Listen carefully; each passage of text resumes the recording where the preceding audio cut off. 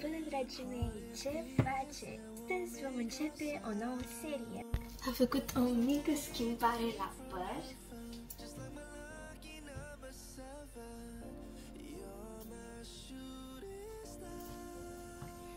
Da, am îmbletit părul și am pus și bisere.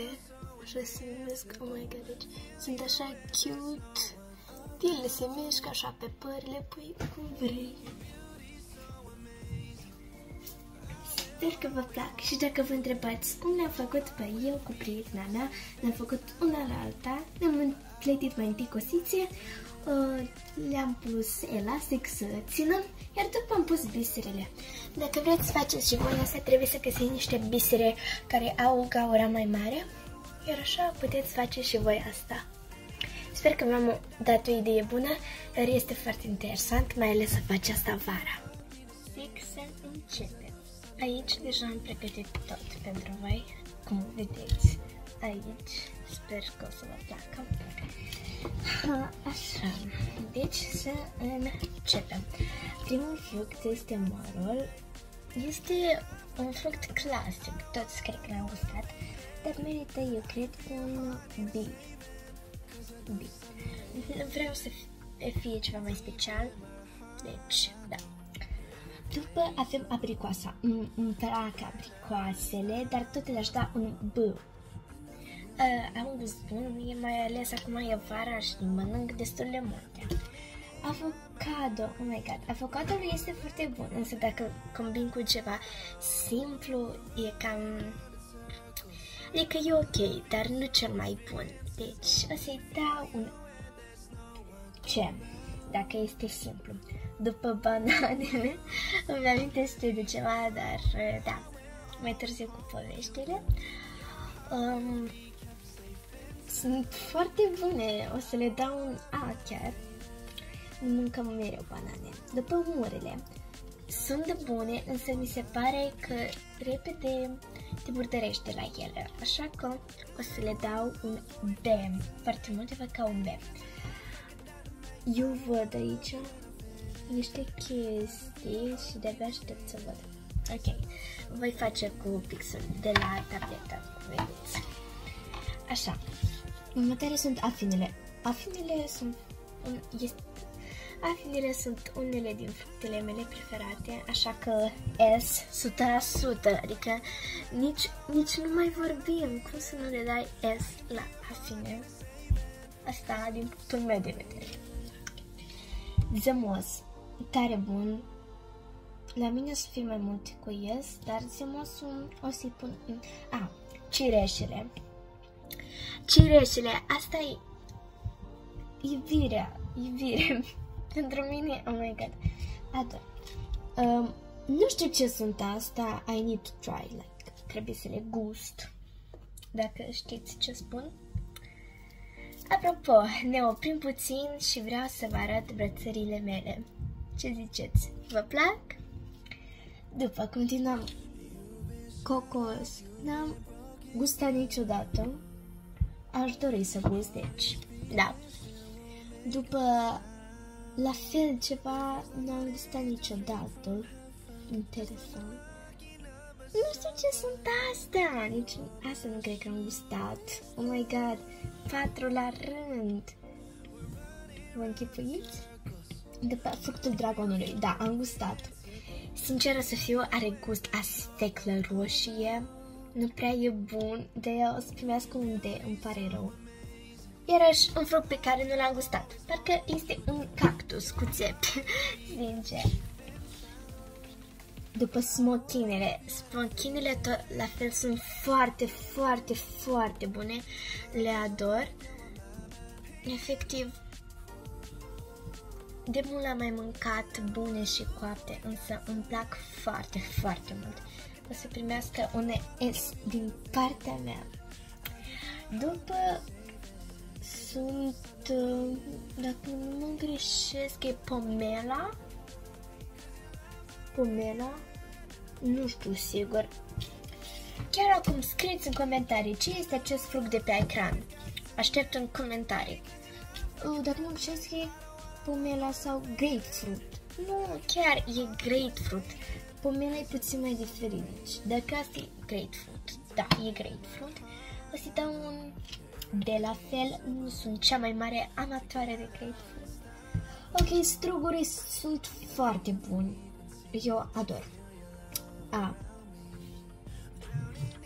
Pepene roșu sau, cum ziceți noi în Moldova, harbuz. Harbuzul merită un S. După pepene galben, dar diferit. Nu știu de ce se repetă, o să-l pun la fel la A. După acest fruct, parcă e un cactus, mai e că galben. Da, nu l-am gustat. Pare interesant, deci pentru viitor rămâne să vedem dacă îl gustăm. Următorul este kiwi. La fel, unul dintre fructele mele preferate, deci cum să nu-l punem pe S. Lămâia e destul de bună, însă cum toți știm este destul de acră, așa că o să primească un C. Lime. La fel ca lămâia, sincer o să fiu, cam da. Este destul de ok, dar da, cam aceeași poveste. Mango, la fel unul dintre fructele mele preferate. Toate fructele de la S înseamnă că sunt unele din fructele mele preferate, că am foarte multe. Așa că mango, te afli acolo. Ok, acum avem așa un fruct interesant, nu știu cum se numește, așa că îl punem unde trebuie să-l gustăm, să zic așa. După avem o portocală. Portocalele sunt destul de bune, așa că dăm nota B. După avem am uitat că se numește poate maracuia. Calche, sigur noi. Sincer, nu prea știu ce este, de aceea o să-l pun la D. Parcă am gustat, dar am uitat cum se cheamă. După, fructul pasiunii, dacă nu mă greșesc, la fel unul dintre fructele mele preferate. Și știi ce înseamnă asta? Scrieți în comentarii. Eu știu, asta înseamnă că îl punem pe S. E foarte super până acum și îmi place foarte mult. Am crezut că nu mă focusam, parcă mă focusez destul de bine. Sunt în părul să nu umblăm mai mult la el. Știți cum poate e deranjat. Piersica, oh my god, e atât de bună. Primește un A cinstit.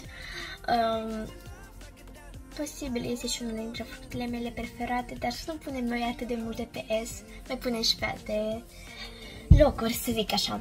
După para, la fel poveste de la piersică. Ador, însă nu se clasifică chiar în unul din fructele mele preferate, însă multe persici. Acum mă gândesc că acela poate nu era un harbuz, era un alt fruct, deoarece acum este un harbuz care seamănă cu adevărat, deci nu știu ce fructul ăsta, este harbuz sau eu nu știu. Deci, da, dacă vedeți aici mai este un harbuz, dar trecem mai târziu la el. După avem ananas.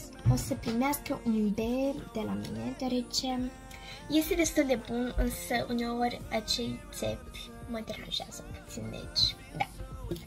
După este pruna, unul dintre fructele mele preferate. Un S, da. Rodia, oh my god, încă un fruct al meu preferat. Ce super. Smeora, iarăși un fruct de-al meu preferat. Oh my god. Acest tier list vrea doar să pun locuri de S, adică cel mai bun. După aveam acest fruct care l-am văzut de multe ori, însă n-am reușit încă niciodată să-l gust. Deci, vedem, lăsăm pentru viitor. După avem căpșuna, unul dintre fructele mele preferate. Un S cinstit. Iar ajungem la ultimele două.